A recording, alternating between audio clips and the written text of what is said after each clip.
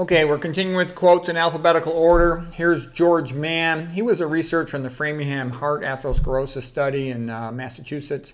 He said the peer review system rewards conformity. And I just latch on to these quotes because they, generate a discussion.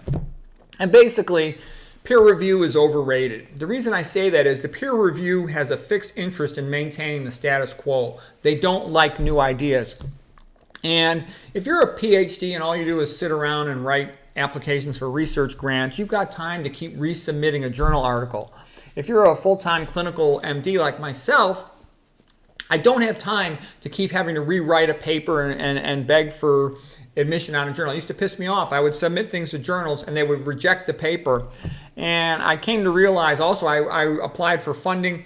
What they want is something to maintain the status quo. For example, if I'm writing a paper about the spine, recommending a low-fat vegan diet, avoiding things that interfere with collagen synthesis, they won't publish that paper. On the other hand, if you publish a paper that encourages surgery or just a little nuance of a basic finding or epidural steroids or something, that'll get published because the journal gets its money from people doing procedures on spine patients. So that's why I'm grateful for the idea that one can make videos on the internet, one can write books. So at least there's a creative outlet to get some form of attention for one's work besides, having to get past peer review committees. Because peer review committees, they block the new ideas, they block the good ideas, they block anything that's not profitable. They're really not like science. A lot of it's BS, okay? Okay, next quote, Thomas Mann. He said, opinions cannot survive if no one has a chance to argue for them. Yeah, what you really want is like the ancient Greeks, an open debate. But for big money things, that's not often allowed. And big money's got enough money to censor, shadow ban, and do all kinds of things to, the other side of the discussion. Okay, Catherine Mansfield. She said, the pleasure of reading is doubled when one lives with another who shares the same books. And you do occasionally see a couple where the husband and wife do research together or work together or have some strong shared interests. And that's wonderful. But in my experience and knowing lots of guys, talking to lots of guys, and having dated a few women, I don't think it's very realistic. I actually think that even this idea of she completes me, my soulmate, all that stuff, I don't think that's very realistic. And I think it's good that boys learn that at a young age. Don't be too caught up in this lovey-dovey stuff because it makes you stupid. Women are much more, in my experience, opportunistic about a relationship. She sort of asks herself, what can this guy do for me? How can this guy improve my life? Can he pay my bills? Can he help me get a job? And I dated some female doctors earlier in my career. And they were always a little younger than me. They always wanted me to teach them. I was getting 99% on the boards exams, so I could answer all their questions. They don't have to even look it up in a book. But I didn't mind. Of course, I liked that. I was just glad she liked me. A man doesn't really care why a woman likes him. He's just glad she likes him. So, she's going to like me for my mind. Good, fine, whatever. But anyways, what I'm trying to say is I think if you have these unrealistic expectations, there's only one woman for you in the world and she's the one, you're more likely to end up chumped and disappointed versus if you kind of see it as more transactional, we like each other, we enjoy each other's company, we have mutually beneficial social interaction, we're attracted to each other, that's all good. But keep in mind all this other stuff. And I strongly recommend a guy watch as many dating videos as they can by these internet dating coaches. Those guys will tell you the truth about male-female relationships. There's a lot, women just by nature in a relationship, they play endless games. For a man, it's sort of like, I like her, I'm happy she's my girlfriend, I'm going to stay with her. And then that's it. I don't think about it. My mind's not on the woman. My mind's on, what's my next book, what's my next video, how much work do I have to do this week, clinical work. I'm not thinking about the relationship. I never think about the relationship. The woman's always saying things like, I think you're taking advantage of me, or that's not fair, or how come we don't do what I want to do? How come we don't watch what I want to watch? She's always like manipulating and moving and positioning herself in the relationships. The guy's like, what are you doing? She's got like all this energy for relationship stuff, whereas the man, I like her. She's mine. Okay, we're good. I don't think about it at all. And we like the women a lot more than they like us. So as a man, you have to be careful about that. You think, she's my woman, she's sad, I love her, she loves me. But maybe she doesn't love you. Maybe she just pretended to initially.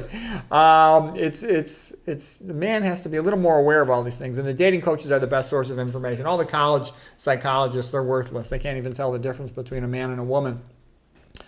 Okay, anyways, the next one is Mao, the guy from China, Mr. Communism. And he said, communism has nothing to do with love. Communism is a hammer which we use to crush the enemy. They're so brutal. And it's the same thing if you look at the Russian communists, like Khrushchev. He's always saying stuff like that too. In communism, we have no use for the message of Christ. If you slap us on one cheek, we will bury you. We will kick your head off. I mean, that's how they talk. They're real nice. And you think you want these guys running the show? No fun. They don't have any sense of humor. And then he says, communism is a hammer which we use to crush the enemy. Death has benefits. It fertilizes the ground. Yeah, great. Have a nice intellectual discussion with him. Mao Zedong, he continues, political power comes out of the barrel of a gun. To read many books is harmful. Passivity is fatal to us. Our goal is to make the enemy passive. And that's part of what some of that cultural stuff was in the 1960s in China. They really diminished college education. Communism basically wants everybody to be a slave. It wants the party to be high and mighty. It wants everybody else to be a slave. It's really not a good option for the poor and the middle class. It's nice if you're in the party, but it's all based on hatred, brutality, atheism. Christianity is the only thing that makes people get along, especially from different cultures, Otherwise, one culture always thinks it's better than the other one and wants to dominate, whereas Christianity says, let's all, be nice. We're all brothers in Christ, and that's based on the fatherhood of Christ. Without the fatherhood of Christ and man creating the image of God, then it just becomes a bunch of groups all jockeying for position. Okay, next, Walter de la Mare, the poet, 1873 to 1956, he said, once a man strays out of the common herd, he's more likely to meet with wolves in the thickets than with angels. Yeah, that's been my experience, As an intellectual, I came out of the world of athletics and sports where, for the most part, things are pretty honest and fair. Like on a wrestling team, if you're the starter, you had to beat everybody in your weight class. There's nothing ambiguous about it. If you're an All-American, you had to, place in the top 8 in the national tournament. There's nothing ambiguous about it.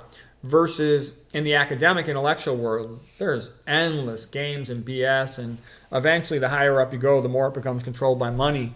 And if you do what pleases the big money, you get rewarded. But if you do something that the big money doesn't like, it don't matter how many patients you save, how good a discovery you make, they're not going to treat you well.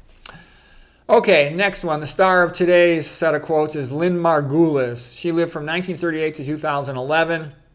She was a brilliant lady, biologist, and also whenever a person is brilliant, especially a woman, they get hated by lots of people.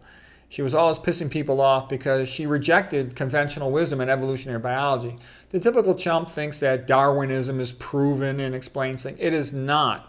Darwin can explain microevolution. It cannot explain macroevolution. It becomes a joke when you talk about macroevolution. Okay, I majored in evolutionary biology at Stanford. Was an A+ student. Okay, I can tell you, Darwinism is bogus. Neo-Darwinism is bogus. It cannot explain macroevolution.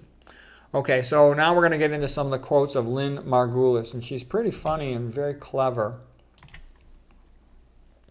So here she goes. She says, major questions posed by zoologists, they cannot be answered from the neo-Darwinian straitjacket. A simple question like, how do new structures arise in evolution? Or questions like, how did one group of organisms evolve from another? Neo-Darwins, they are restricted by their presuppositions and they cannot answer these questions. Yep. A mutation changing out a base pair in DNA, it's like scratching an audio CD with a paperclip. You're not going to improve Beethoven and Mozart and Bach and Handel and Brahms and Strauss and Shostakovich by scratching their audio CD with a paperclip. Okay, it's not going to happen. All right, and you got 3.3 billion base pairs in the human genome. You think that's going to spontaneously write itself? Ridiculous. Okay, you get the smartest people in the world dedicate 50 years of their life, and they can maybe do one tiny little thing scientifically. They're not going, and that's the best mankind can do. And to imagine that it spontaneously wrote itself a 3.3 billion base pair book of complex chemistry, no way, Jose. Lynn Margulis, evolution is no linear tree. Mutations, in summary, tend to induce sickness, death, deficiencies. There's no evidence in the vast literature of hereditary changes that shows unambiguous evidence that random mutation itself, even with geographical isolation of populations, will lead to speciation. So that was a big fancy way of saying there's no evidence to think that these random mutations are creating new species and improving animal forms. It's just bogus. Here she goes. The body continuously self-repairs. You get a new liver every 2 months. Your skin replaces itself every 6 weeks. Every year, 98% of the atoms of your body are replaced. Well, that's a little bit of an exaggeration, but we do replace some cells by eating healthy. Okay, all right, let's go to the next quote by Lynn Margulis. Natural selection eliminates and maybe maintains, but it does not create. Thank you. She tells the truth. She wants to figure out the answer. If you're going to figure out the answer, you have to tell the truth. And what the Darwinians do is they just lie. They really do. Because they think it's more important to maintain that Darwinism preeminent in the university sphere than it is to tell the truth. And that's why they're bogus scientists. I'm telling you, they're a bunch of liars. I majored in Darwinian biology. I have intimate familiarity with them. I spent many years of my life with them. Out in the woods, out in the fields, in the classrooms, in classroom discussions, okay? I got friends that are like evolutionary biologists. I have a lot of experience with them. And I can tell you, they're FOS, they're full of it. Okay, the accumulation of genetic mutations were touted to be enough to change one species to another. It wasn't dishonesty. I think it was just wish fulfillment and social momentum. Assumptions were made, but they were not verified, and they were taught as fact. If you go back to the evolutionary textbooks, you will see things like, the peppered moth. They lied about the Piltdown man. They lied about Haeckel's drawings of embryology. They lied about... Don't get me wrong. I think evolutionary theory is very useful for microevolution. It's very useful conceptually for a lot of things. Okay, but it's not the end truth, and it can't explain origin of life. It can't explain origin of complexity. It can't, okay? How is that going to explain the difference between a dolphin, and a chimpanzee and a human? It's not. Okay, Lynn Margulis. I was taught over and over again that the accumulation of random mutations led to evolutionary change, that it led to new species. I believed it until I looked for the evidence, and then that's what happens. Then you don't find it. Okay, she continues. I don't consider my ideas controversial. I consider them right. Evolutionary biology has been taken over by population geneticists, and they are reductionists ad absurdum. Oh yeah, they'll drive you crazy, these population geneticists. Okay, then she continues. The critics, including the creationist critics, are correct about their criticism of neo-Darwinism. It's just that they've got nothing to offer but intelligent design, or God did it. They have no alternatives that are scientific. Well, she's right. Nobody knows how the origin of life occurred. Nobody knows how the Cambrian expansion occurred. But I do think that it's reasonable to say, until proven otherwise, there is no other explanation than God. And that's actually the best you can do. That's a scientifically accurate thing to say. It's so far beyond what we can understand or know at this point that we believe it was God. Because that gets you to sort of be humble, and it makes you think in a more reasonable way. Okay, I've given tons of lectures on that before. The intermitochondrial membrane is a nuclear power plant and an electricity generation plant that splits the atom of hydrogen into its component proton and electron. It's a miracle, okay? It's the plasma membrane ion pumps create the equivalent of a battery. Separation of charge across a barrier with the ability to do work, through the flow of current. It's extraordinary. Okay. Now Lynn Margulis continues. Long-term symbiosis leads to new intracellular structures, new organs and organ systems, and new species as one being incorporates another being that is already good at something else. The major mode of evolutionary innovation has been ignored. This major mode of evolutionary innovation has been ignored by the so-called evolutionary biologists. They think they own evolution, but they're basically anthropocentric zoologists. They're playing the game while missing 4 out of the 5 cards. The 5 are bacteria, protists, fungi, animals, and plants, and they're just playing with animals, a fifth of the deck. So what she's basically saying is you need to spend more time looking at bacteria and plants to make sense out of evolution. Because the real famous ones like Richard Dawkins and whatnot, they just talk about, animals and especially mammals, a little bit about birds and fish, okay, but mostly about mammals. And you really can't go into a lot of evolutionary stuff just by doing that, okay? Lynn Margulis, viruses are not alive. Outside of a living cell, they don't do anything ever. Okay, well, anyways, her big thing that Lynn Margulis was real famous for was for the concept of symbiosis, that it leads to new structures. And the big thing that she was famous for with regard to symbiosis was the idea that mitochondria was absorbed into another bacteria, and that it then made oxidative metabolism available to that bacteria and dramatically increased what it could do.